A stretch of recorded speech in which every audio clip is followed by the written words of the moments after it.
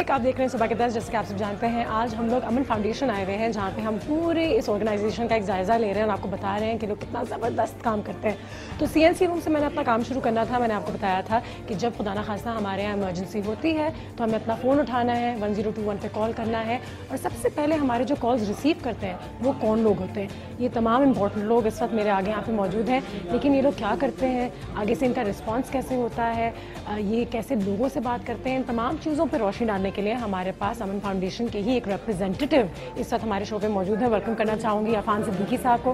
अस्सलाम वालेकुम सर, कैसे हैं आप? वेलकम टू द शो, बहुत बहुत शुक्रिया आपके टाइम का। तो CNC room, command and control room, ये मेरे ख्याल से इस पूरे फाउंडेशन का सबसे अहम कमरा यही होगा जहाँ पे सारी इमरजेंसीज हैंडल होती हैं। मेरे घर इमरजेंसी हुई, मैंने कॉल की, सबसे पहले मेरी कॉल यहाँ पहुँचती है, सिलसिला सारा यहाँ से शुरू होता है। जी, ये बेसिकली फर्स्ट हैंड है, इससे तमाम कॉल पे यहाँ से प्रोसीड किया जाता है। ये हमारे जो ड्रॉ है इसमें आप बिल्कुल, ये इमरजेंसी मेडिकल डिस्पैचर्स कहलाते हैं। ठीक है, तो तमाम के तमाम जो ट्रेंड स्टाफ है, सही, ठीक है। ये लोग कॉल को यहाँ से प्रोसेस करते हैं, ये उसके अकॉर्डिंग हम क्वेश्चंस करे आते हैं, तो उसके अकॉर्डिंगली जो है पेशेंट की कंडीशन को वेरीफाई किया जाता है। दैन वो इन्फॉर्मेशन हमारे सेकंड ड्रॉ पीछे वाले रूम में जाती है। बिल्कुल बिल्कुल, ऑपरेटर्स कहलाते हैं ये, जो इस तमाम इन्फॉर्मेशन को आगे हमारे एम्बुलेंस को प्रोसीड करते हैं थ्रू वायरलेस। अगर आप स्क्रीन पर जब देखते हैं तो आप बेसिकली ट्रैकर है जिसमें तमाम एम्बुलेंस का स्टेटस मौजूद है। ये हम वहाँ जा भी सकते हैं। बिल्कुल वन आपका डॉट जो नजर आ रहा है जी, ये डॉट बेसिकली वो एम्बुलेंसेज हैं जो इस वक्त हमारे स्टेशन पे मौजूद है, आपके की पॉइंट्स पे मौजूद है। ठीक है। और जो ग्रीन वन आपको नजर आ रही है टुवर्ड्स इमरजेंसी मूव है। अच्छा, ये जो ग्रीन वाली है ये हिल रही है और ये अपने केसेस की तरफ जा रही है। जो ब्लैक वाली है वो खड़ी हुई मौजूद है in case of emergency. Case of emergency उनको नीड होती है तो इनको भी आगे फर्दर इनको मूव कराया जाएगा फर्दर इमरजेंसीज के हवाले से। सही है सर, मुझे ये बताएं तो ये जो पूरा रो है, जो आपने पहले एक बार फिर कहा है कि ये जो सेकंड रो है जो पीछे की तरफ है, ये सबसे पहले आपकी कॉल देता है, फिर ये आपको इनके आगे यहाँ फॉरवर्ड करता है। ये बेसिकली हमारा फर्स्ट हैंड है, ये ठीक है। जो भी कॉल आती है उसको यहाँ पे रिसीव किया जाता है, उसको ट्राइज किया जाता है, दैन उसको फर्दर इन्फॉर्मेशन को आगे कि अगर हार्ट अटैक है तो ये बताएंगे कि कहाँ वो है, कुछ इतना बड़ा इमरजेंसी सिस्टम है। मैं आपको सिस्टम के बारे में शो करा देता हूँ, इस तरफ आ जाए। बिल्कुल हाँ बिल्कुल, इधर आ जाते हैं, पहले बताइए। दिस वन तो कहते हैं हमारे मेडिकल प्रायोरिटी डिस्पैच सिस्टम। अच्छा, ये बेसिकली कंप्यूटर सिस्टम होता है जो हम कार्डिफ में यूज़ कर रहे हैं राइट नाउ। अच्छा, ये सिस्टम बेसिकली हमें हेल्प आउट करता है किस तरह से हम पेशेंट की कंडीशन को वेरीफाई करेंगे। ठीक है। समवन अगर सपोज कोई हार्ट अटैक का पेशेंट है हमारे पास मौजूद है, फौरन आप इसमें हार्ट अटैक ढूंढेंगे। ठीक है, ठीक है। रिलेटेड पेशेंट की कंडीशन को वेरीफाई करने के मुख्तलिफ इसके अंदर हमारे क्वेश्चन हैं, वो क्वेश्चन हमें डिफाइन करते हैं किस लेवल की डिफिकल्टी है पेशेंट को राइट नाउ। ठीक है, तो इससे आसानी ये हो जाती है कि खुदा ना खास्ता अगर किसी को जैसे हमने कहा हार्ट अटैक हुआ है तो आप फ़ौरन ही पेज खोलें जहाँ पे हार्ट अटैक लिखा है, तो वो आपको फ़ौरन बता देगा कि आपको पेशेंट से कौन से सवाल करने चाहिए, कि वो जागे हुए हैं, वो सो रहे हैं, उनको सांस सही आ रही है, उनको नहीं आ रही, उनका रंग बदल रहा है, उनका रंग नहीं बदल रहा है, तमाम चीज़ें यहाँ पे लिखी हुई हैं। बिल्कुल, और इन तमाम का जो कलर कोडिंग की हुई है बेसिकली पेशेंट की कंडीशन को वेरीफाई करने के लिए है कि किस तरह से उसको वेरीफाई करना कंडीशन। डेल्टा कोड मीन्स के काफ़ी क्रिटिकल कंडीशन है, ठीक है। उससे नीचे अगर हम देखते हैं हमारा चार्ली कोड होता है, ठीक है, उससे मजीद सीरियस कंडीशन है ये, ठीक है। Delta, echo, Charlie, bravo, alpha हमारी कंडीशन होती है, ठीक है। इन क्वेश्चंस के थ्रू हम लोग पेशेंट की कंडीशन को वेरीफाई करते हैं और उसकी क्रिटिकल कंडीशन के हवाले से हम लोग अपने आगे वाले डिस्पैचर्स हैं उनको इन्फॉर्म करते हैं। यही और ये फ़ौरन से पहले एम्बुलेंस को ये इन्फॉर्मेशन पूरी पास करते हैं पेशेंट किस कंडीशन में है अभी। ठीक है। मुझे आप बताइए, जब मैं यहाँ पे कॉल करती हूँ तो इनको ये कितनी लंबी बात करेंगे मेरे से, क्योंकि इमरजेंसी सिचुएशन है तो उनको 2 से 3 मिनट में जायजा लेना है कि क्या हो रहा है। अप्रॉक्सीमेटली 1.5 मिनट से 2 मिनट होता है कॉल को प्रोसीड करने का टाइम हमारा, जिसके अंदर पूरी कंडीशन वेरीफाई करना, आगे इन्फॉर्मेशन पास करना।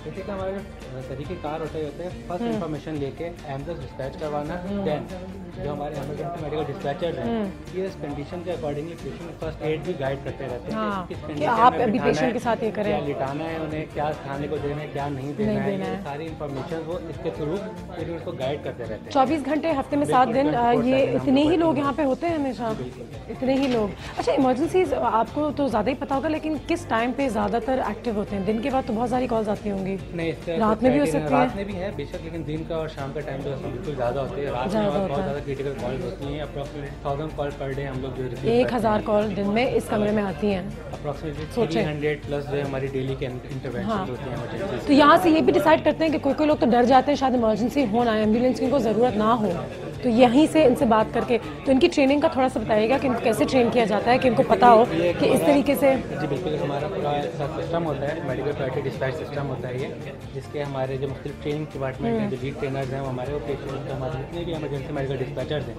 इनको उस कंडीशन के हवाले से उसको यूज़ करने के तरीके का सिस्टम को, तो उसको किस तरह से यूज़ करना है, किस तरह से प्रोडक्ट करना है, किस तरह से जो है हाइपर कॉलर है या बहुत ज़्यादा क्रिटिकल कॉल भी होते हैं, कॉलर जो होते हैं कोई लोग बहुत पैनिक करते हैं, क्रिएट करते हैं, उनको किस तरह से काम करना है, किस तरह से इन्फॉर्मेशन लेनी है और उस इन्फॉर्मेशन को आगे प्रोसीड करके उनको मजीद काम करके उसके पेशेंट की हेल्प आउट करना है। इन एम्प्लॉइज़ की शिफ्ट कितनी लंबी होती है? लगभग कितना? 8 आवर्स की शिफ्ट। 8 आवर्स, क्योंकि कितने और वो कितने, और एक कॉलर जो है वो कितने लोगों से बात करता होगा दिन में? अगर 1000 कॉल्स आती हैं, उफ, approximately 80 to 90 calls. 80 to 90 calls, बिल्कुल ऐसा भी होता है। कॉल्स होती हैं ये बिल्कुल। रिसेंटली हमारा ये मेरा जो एक नया रिकॉर्ड भी है, पाकिस्तान में फर्स्ट टाइम हुआ है कि ऑन कॉल बेबी को डिलीवर करा गया है।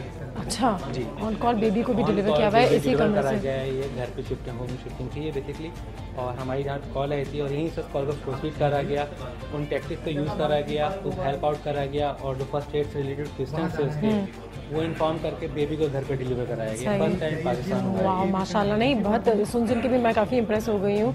Number of ambulances 80, 85, 60, 65। जो एम्बुलेंसेज होती हैं एक टाइम पे 65 एम्बुलेंसेज हमारी ऑन रोड। 65 एम्बुलेंसेज 100 एम्बुलेंसेज हमारा स्टाफ है, लेकिन हम 65 एक टाइम में हम लोग ऑन रोड रखते हैं ओवरऑल कराची। वाह, तो 65 एम्बुलेंसेज हैं। और एक बार फिर जैसे कि उन्होंने कहा, फिर उन्होंने यहाँ से डिस्पैच किया, उस मैप पे उन लोगों ने देखा कि अभी कौन सी एम्बुलेंस कहाँ है। तो अगर खुदा न खास्ता इमरजेंसी अगर गुलशन इकबाल में है या क्लिफ्टन में है, तो वहाँ पे सबसे करीब जो पॉइंट होगा वहीं से ही एम्बुलेंस निकल के इसको डिस्पैच किया जाएगा। बिल्कुल, मैं चाह रही थी हम ब्रेक के बाद आए इसमें, लेकिन हम आ गए तो आ जाते हैं।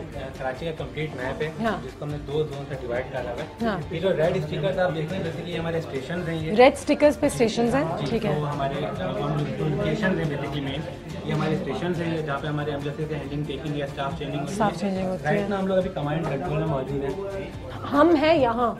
जी बिल्कुल। वाह, हम यहाँ सब मौजूद हैं और यहाँ से ये सब रास्ते में ये स्टिकर पेस्ट नजर आ रहे हैं, छोटे छोटे जो हैं ये एम्बुलेंस की पॉइंट्स है ओवरऑल कराची के। ठीक है, तो जो भी हमारी कॉल आती है उसके एड्रेस से रिलेटेड जो भी नियरेस्ट एम्बुलेंस होती है उसको मैसेज आउट। वाह, काफ़ी स्प्रेड आउट हैं आप लोग, काफ़ी दूर तक हैं। बिल्कुल, इसके थ्रू हम लोग जो है पेशेंट को जो है नियरेस्ट एम्बुलेंस जो लोकेशन करवाते हैं।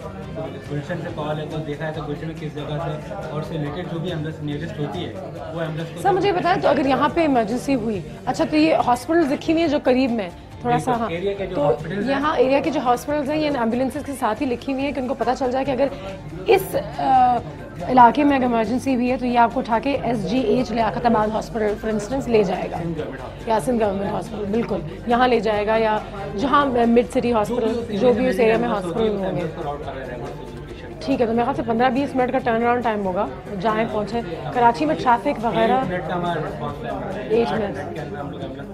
माशाल्लाह, क्योंकि मैंने बड़े एम्बुलेंसेस को कराची शहर में ट्रैफिक में फंसते हुए देखा है, तो मुझे ये भी बताया गया कि आप लोग अपने सायरन का खामखा में इस्तेमाल नहीं करते। जैसे लोगों को तंग करने के लिए बड़े लोग जो अपने एम्बुलेंसेस के सायरन्स का इस्तेमाल करते हैं, तो उसके बारे में थोड़ा सा बताइएगा। तो उसके बगैर भी 8-10 मिनट में पहुँच जाते हैं, अगर बहुत ज़्यादा इमरजेंसी है तो सायरन का इस्तेमाल होता है। बेसिकली मैंने सर्च किया कि 8 मिनट हमारा रिस्पांस टाइम है और हम लोग कोशिश करते हैं रिस्पांस टाइम को मेंटेन रखा जाए। सही, आपको जैसे कि बाद में ऐसा होता है कि रोड कंडीशन हमें मिलती हैं, तो हम लोग कोशिश यही होती है कि इस टाइम पीरियड में एम्बुलेंस पहुँच जाए। पर हमारे इमरजेंसी डिस्पैचर जो होते हैं, बिल्कुल, और जब तक एम्बुलेंस नहीं पहुँचती तो उसका ऑन कॉल मौजूद होता है। अगर पेशेंट कंडीशन वर्स हो रही हो तो उस वक्त कह रहे हैं क्या? अच्छा, एक स्टेशन पे एक वक्त पे कुछ एम्बुलेंसेस खड़ी भी तो नहीं होती, वो अपनी अपनी जगह होती है, स्टेशन से सिर्फ रब्ता रहता है। स्टेशन से स्टाफ जो है यहाँ पे आके चेंज करता है, यहाँ पे हैंड टेकिंग करी जाती है। इसी वजह से एक नई जो है सर्विस शुरू करी हमने रिस्पांस यूनिट का। बिल्कुल, जिसमें हम लोगों ने मुख्तलिफ पॉइंट्स के ऊपर अपनी बाइक के ऊपर जो कंप्लीट इसके अंदर ऑक्सीजन और सब चीज़ें मौजूद होती हैं, फर्स्ट एड से रिलेटेड लाइफ सेविंग ड्रग्स भी होती है। बिल्कुल, तो अगर कोई ऐसा एरिया जहाँ पे हमारी एम्बुलेंस नियरेस्ट मौजूद ना हो उस टाइम ना हो, बिल्कुल, हम उधर जो बाइक जो राइडर हमारे पैरामेडिकल स्टाफ उनको राउट कर देते हैं। देखिए, अगर यहाँ पे इस इलाके में बहुत ज़्यादा इमरजेंसी होगी तो क्या 2-3 एक वक्त पे भी पहुँच जाते हैं, ऐसा करते हैं? या फिर कंट्रोल सेंटर से बताते नहीं आप जाएंगे, आप ना जाएं, बेशक आप 4 लोग करीब में हैं, बेसिकली क्या कि पहली कोशिश यही होती है कि जो एम्बुलेंस ज़्यादा नियरेस्ट हो करीब है वो पहले पहुँचे। ठीक है, तो उसके अकॉर्डिंगली हम लोग जो है एम्बुलेंस को राउट करते हैं, या अगर कोई बड़ा इंसिडेंट हो जाता है कि जहाँ पे 2 या 3 या से ज़्यादा एम्बुलेंस की ज़रूरत होती है, उनको वहाँ पर राउट किया जाता है। ठीक है। कोई ऐसा टाइम होता है जब एम्बुलेंसेस कम हो एक वक्त पे, या फिर आज जैसे रात के वक्त 10 एम्बुलेंसेस चलती हैं, हम सारी नहीं चलाते, ऐसी कोई कहानी नहीं है? ओह ठीक है, वाह बिल्कुल।